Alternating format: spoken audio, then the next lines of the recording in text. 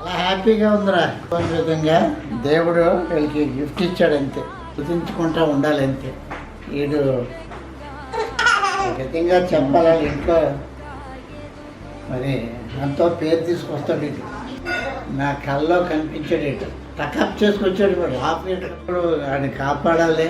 ఆయన మరి ఏం చేయదలుచుకున్నాడు ఆయన చిత్రం అది. Many happy returns of the day.